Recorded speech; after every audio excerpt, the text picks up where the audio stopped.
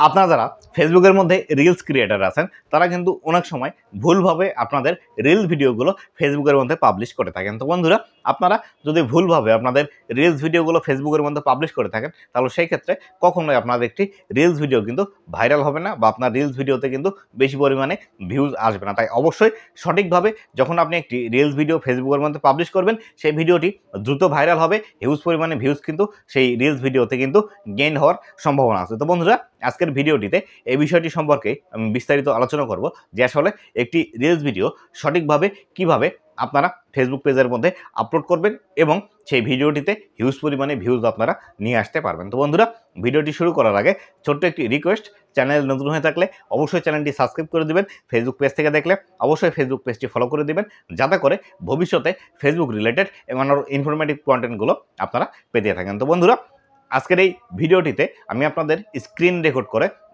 আমি একটি reels video upload দিয়ে আপনাদেরকে বিস্তারিতভাবে দেখিয়ে দেওয়ার চেষ্টা করব কিভাবে একটি রিলস ভিডিও সঠিকভাবে আপনারা ফেসবুকের মধ্যে আপলোড করবেন। এক্ষেত্রে আমি তিনভাবে আপনাদেরকে দেখাবো যে আসলে কিভাবে আপনারা সঠিক নিয়মে রিলস ভিডিও আপলোড করবেন। এক্ষেত্রে ফেসবুক মেইন অ্যাপস, ফেসবুকের যে বিজনেস সুইট আছে সেটি থেকে এবং ফেসবুকের যে বিজনেস সুইট আছে সেটি ক্রোম ব্রাউজার থেকে আপনারা কিভাবে একটি রিলস ভিডিও ফেসবুকের মধ্যে পাবলিশ করবেন, এই সম্পূর্ণ বিষয়গুলো বিস্তারিতভাবে আপনারা দেখতে পারবেন। তো বন্ধুরা, এই বিস্তারিত ভিডিওটি দেখার জন্য চলে যেতে হবে আমাদের মোবাইল স্ক্রিনে এবং সেখানে গিয়ে আপনাদেরকে বিস্তারিতভাবে দেখিয়ে দেওয়ার চেষ্টা করব কিভাবে একটি রিলস ভিডিও ফেসবুকের মধ্যে সঠিক নিয়মে আপনি আপলোড করবেন। তো বন্ধুরা, চলুন চলে যাই আমার মোবাইল স্ক্রিনে। তো বন্ধুরা, আমি চলে আসলাম আমার ফেসবুক পেজের মধ্যে। এখান থেকে আপনাদেরকে দেখাবো কিভাবে একটি রিলস সঠিক নিয়মে আপনি আপলোড দিতে পারবেন।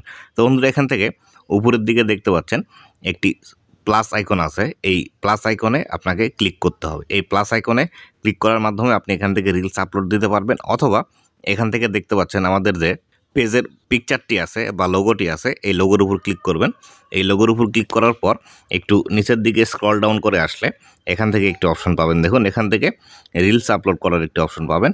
এখান থেকেও আপনি কিন্তু রিলস আপলোড, তবে আমি সাজেস্ট করে থাকি আপনাদের যদি এই প্লাস আইকনটি থেকে থাকে, এই প্লাস আইকনে ক্লিক করে রিলসগুলো আপলোড করার চেষ্টা করবেন। তো আমি এখানে প্লাস আইকনে ক্লিক করলাম। প্লাস আইকনে ক্লিক করার পর এখান থেকে রিলস নামে যে অপশনটি আছে, এই রিলস এই অপশনটিতে ক্লিক করবেন। রিলস এই অপশনটিতে ক্লিক করার পর এখান থেকে আপনার একটি ভিডিও সিলেক্ট করে নেবেন।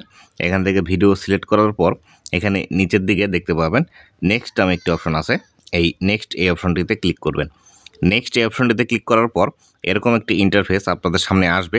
এরকম একটি ইন্টারফেস আপনাদের সামনে আসার পর এখান থেকে সর্বপ্রথম খুব ভালোভাবে আপনার রিলসের যে টাইটেলটি আছে সেই টাইটেলটি কিন্তু এখান থেকে দিতে হবে। আপনার রিলস যে রিলেটেড অবশ্যই সেই রিলেটেড টাইটেল কিন্তু এখান থেকে দিতে হবে। দেখুন, এখান থেকে ছোট্ট বাচ্চাটি বাঘ আর সিংহ হাতে নিয়ে খেলা করছে, তো আমি এই রিলেটেডই একটি টাইটেল এখান থেকে দিব। দেখুন, তো এখান থেকে আমার টাইটেলটি লেখা হয়ে গেল। আপনারা আপনাদের ইচ্ছে মতো টাইটেল লিখতে পারবেন, অথবা আপনার ভিডিওটি যে রিলেটেড অবশ্যই সেই রিলেটেড টাইটেল কিন্তু অবশ্যই আপনারা এখান থেকে টাইটেলটি খুব একটা বড় রাখার চেষ্টা করবেন না।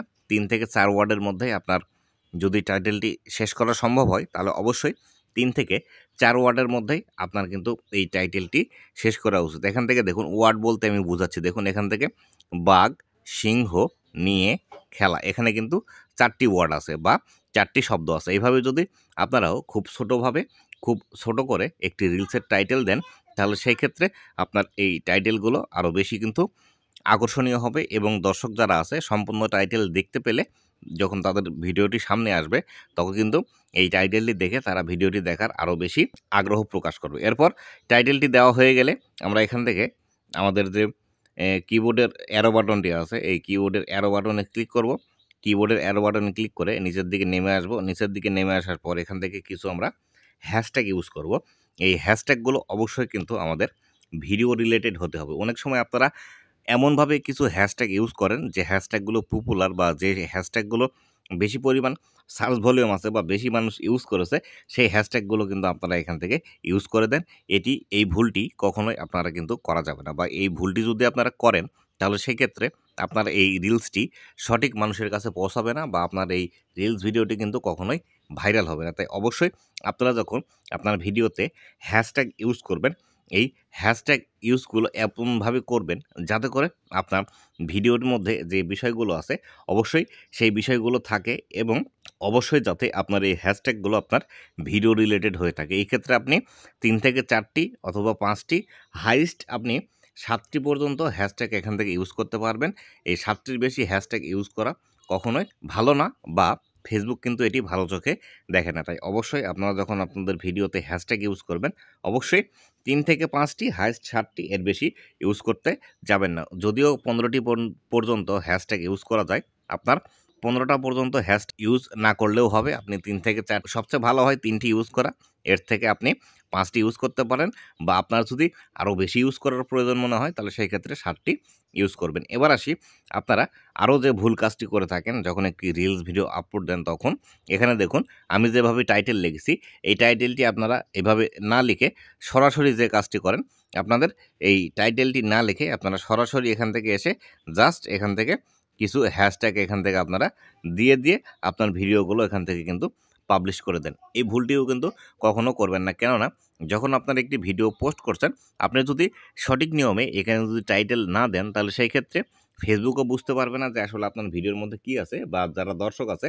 তারাও বুঝতে পারবে না যে আপনার ভিডিওতে কী আছে। অনেক সময় রিলসের টাইটেল ছাড়াও রিলস ভিডিও ভাইরাল হয়, তবে এটি কিন্তু সঠিক নিয়ম নয় যে আসলে আপনি কোনো একটি রিলস ভিডিওর টাইটেল ছাড়াই আপনি ফেসবুকের মধ্যে পাবলিশ করে দিন। অবশ্যই ফেসবুকে একটি রিলস ভিডিও অথবা পোস্ট অথবা একটি পিকচারও যদি আপনি পোস্ট করতে চান, সেক্ষেত্রে অবশ্যই সেটির একটি ওয়ার্ড হলেও আপনাকে কিন্তু টাইটেল দিয়ে তারপরে ফেসবুকের মধ্যে পাবলিশ করতে হবে। যদি সেখানে টাইটেল না দেন তাহলে সেই ক্ষেত্রে পরবর্তীতে এই ভিডিওগুলোতে কিন্তু ঝামেলা হয়, বা আপনার যদি মনিটাইজেশন অন থাকে তাহলে মনিটাইজেশনের প্রবলেম আসে। আবার দেখা গেল আপনার যদি মনিটাইজেশন না থাকে তাহলে সেই ক্ষেত্রে আপনাকে মনিটাইজেশন যখন আবেদন করবেন তখনও কিন্তু ফেসবুক এই বিষয়গুলো নিয়ে ঝামেলা করে। তাই অবশ্যই আপনি যখন একটি রিলস ভিডিও অথবা একটি পোস্ট অথবা একটি বড় ভিডিও ফেসবুকের মধ্যে পাবলিশ করবেন অবশ্যই সেখানে টাইটেল দেওয়ার চেষ্টা করবেন।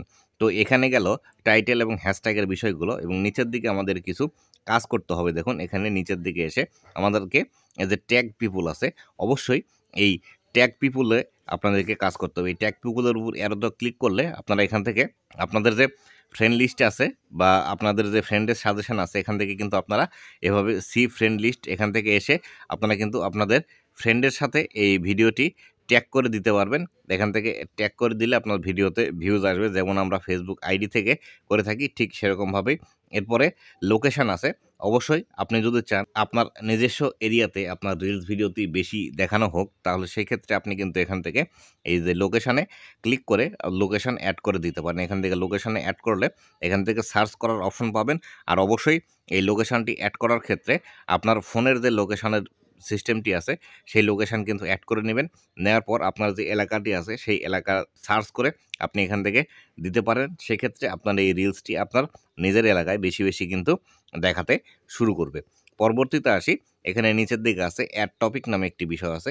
এই অ্যাড টপিক যদি আপনি সঠিকভাবে সিলেক্ট করতে পারেন তাহলে সেই ক্ষেত্রে আপনার কিন্তু এই ভিডিওটি দ্রুত ভাইরাল হওয়ার সম্ভাবনা আছে। কেননা যখন আপনি আপনার ভিডিওতে অ্যাড টপিক অ্যাড করবেন তখন কিন্তু ফেসবুক জাস্ট এই বিষয়টি সম্পর্কিত যারা ইন্টারেস্ট আছে বা যেসব দর্শকের ইন্টারেস্ট আছে তাদের কাছে কিন্তু বেশি সাজেস্টে নিয়ে যাবে আপনার এই ভিডিওটি। তো বন্ধুরা এখান থেকে অ্যাড টপিকের যে অ্যারো বাটন আছে এখানে ক্লিক করলে এখান থেকে বিস্তারিত বিষয়গুলো দেখতে পাবেন।